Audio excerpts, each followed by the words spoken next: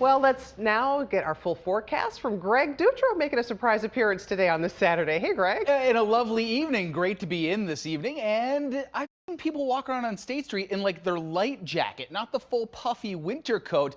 It is an oddly mild evening here for us to ring in the new year. But I have a feeling if I went out there and polled everybody, they would say, yeah, we'll take this for sure. 37 degrees, mostly cloudy skies.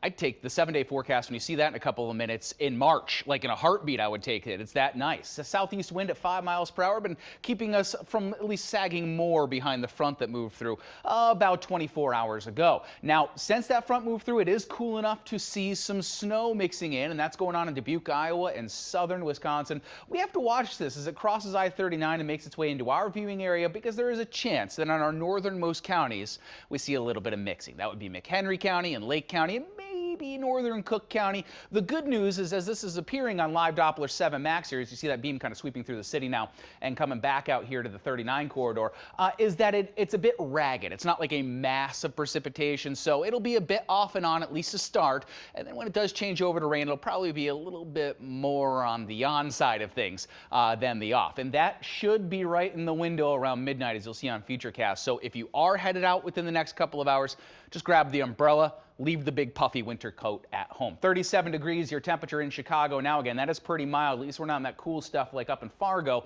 It was in the teens to start this morning. Now it's in about the mid-20s. They did not make much progress today. So here's Futurecast past 6 o'clock. Again, I think this all shows up as rain, but as temperatures drop to that 32 to 34 degree range, I wouldn't be surprised if there's some mixing, but it looks like we're being saved from any sort of accumulation.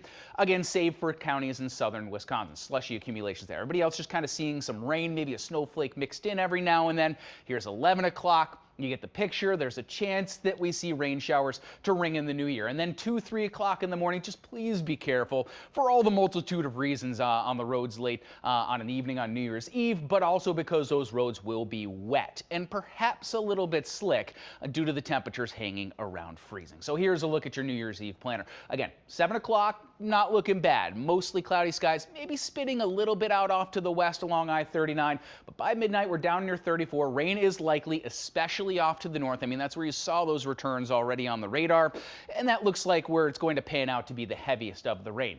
We have an additional chance of rain to talk about, and this may bring us our first rumbles of thunder in 2023.